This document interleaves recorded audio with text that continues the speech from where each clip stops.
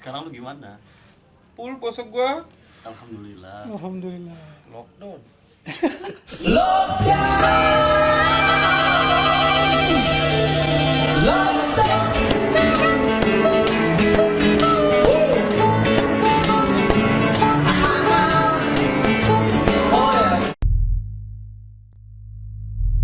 Statementnya si Mardigu, terus ya terutama orang-orang yang menganggap ini Sebuah konspirasi gitu. iya itu tadi jualan obat. Menurut gue yang dikatakan Jerings ada benar ada salahnya, ada benarnya ada salahnya gitu. Yang masalah kayak konspirasi itu WHO apa segala macam. Sebenarnya gini, dia mengatakan dia tidak percaya dengan WHO apa segala macam. Dia harus punya dasar.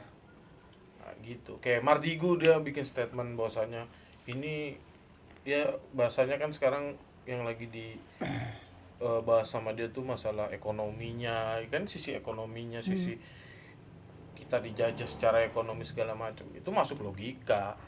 Dan nalar gua pokoknya gini, gua tuh paling suka sama orang yang ketika berstatement Punya dasar. bukan nggak cuma punya dasar pur, tapi langsung connect di otak gua gitu loh. Maksud gua langsung di otak gua tuh berpikiran langsung, pokoknya Masuk ada akal gitu. iya juga ya gitu. Maksudnya kalau sampai otak gue bilang iya juga ya, benar juga ya kata dia, itu maksud gue itu udah berarti logis. Ada benernya ada salahnya, tapi emang ya kita kan sampai sekarang juga kan nggak tahu benar apa salahnya.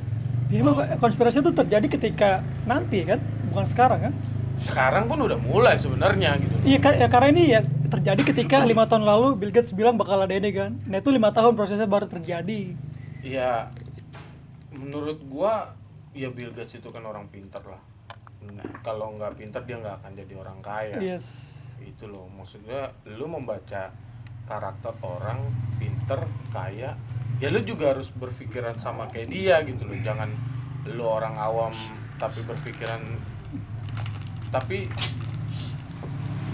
ya memang apa ya, Bill Gates yang ya menurutku ya bener sih, memang jualan obat intinya gitu.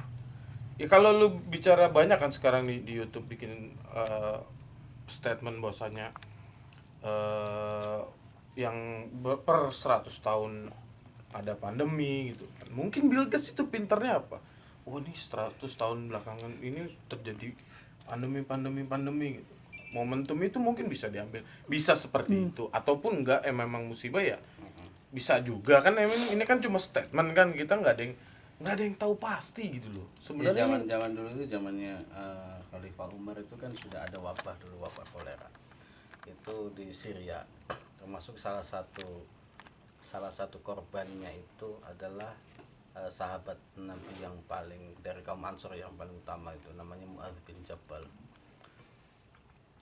Wabah kolera itu di Syria itu sampai memakan 25.000 orang. Pada saat itu 25.000 orang banyak. Nah, memang ada statement Rasulullah gitu ya untuk menghadapi wabah taun pada saat itu. Rasulullah mengatakan kalau di suatu kampung itu sudah ada wabah, maka orang di luar itu tidak boleh masuk. Nah, orang yang sudah kadung di dalam itu nggak boleh keluar. Cuman sabda Rasul itu baru terjadi setelah zamannya Imam Khattab itu tadi. Maka Imam Khattab itu menggunakan cara itu.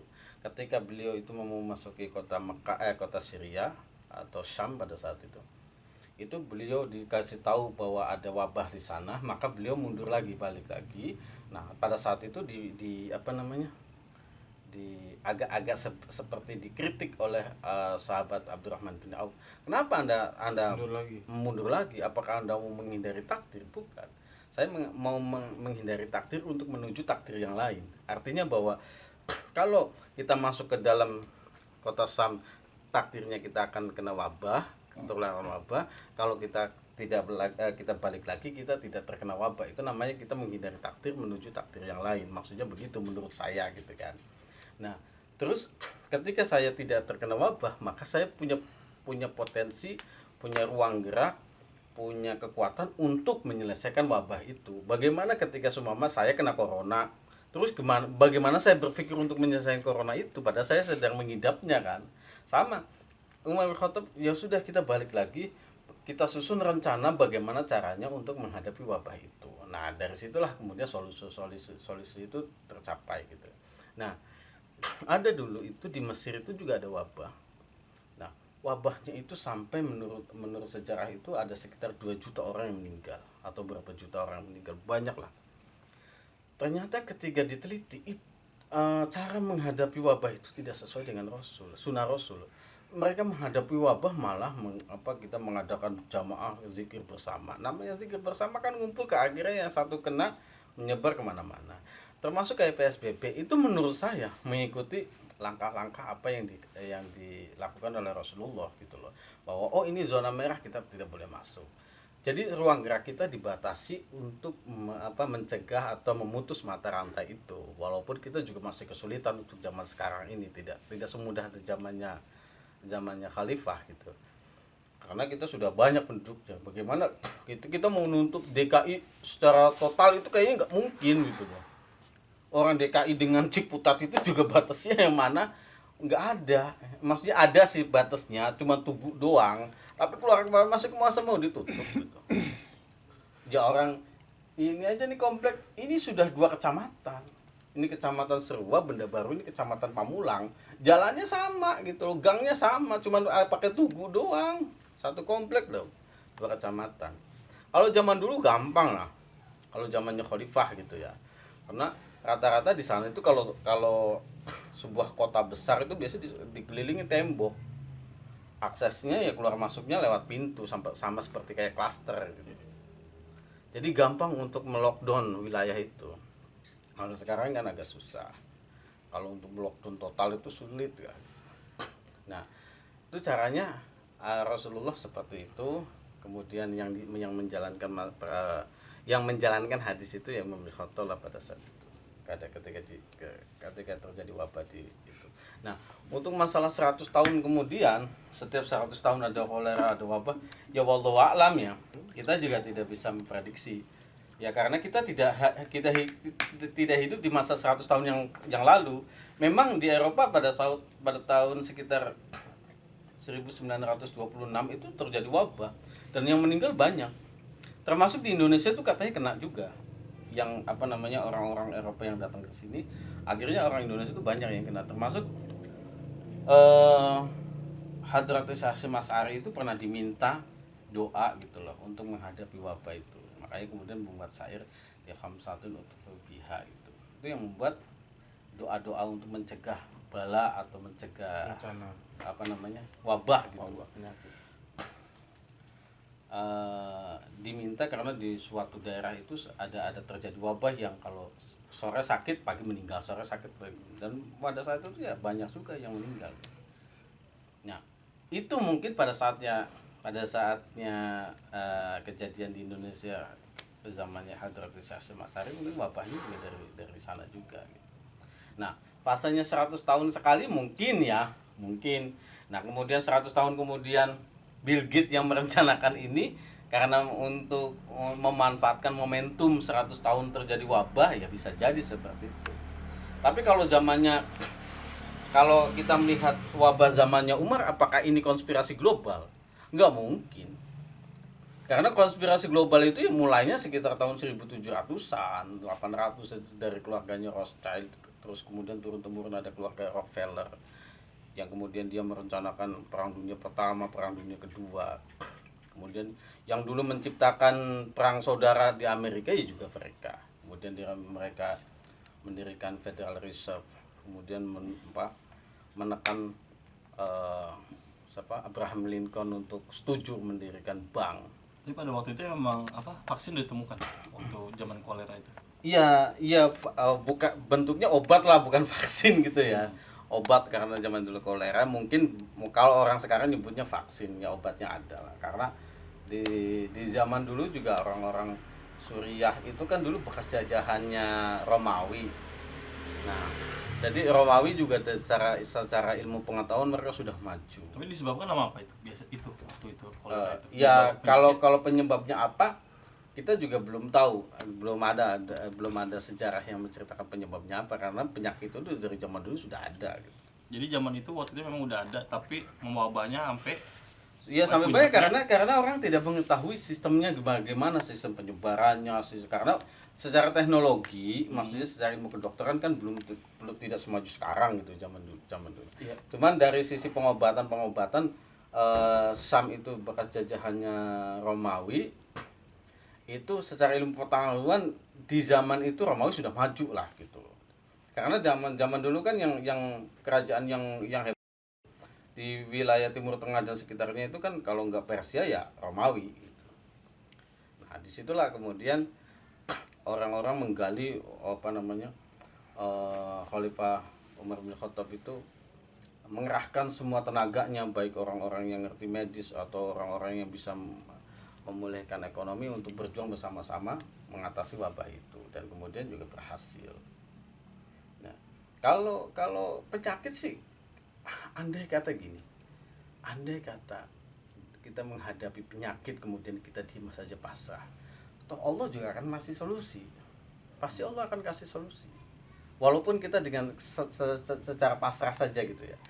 Ketika Indonesia dijajah oleh Belanda ya, andai kata orang Indonesia itu tiarap saja, toh lambat laun juga Indonesia tetap akan merdeka. Cuman permasalahannya adalah peran lu di mana ketika ada masalah.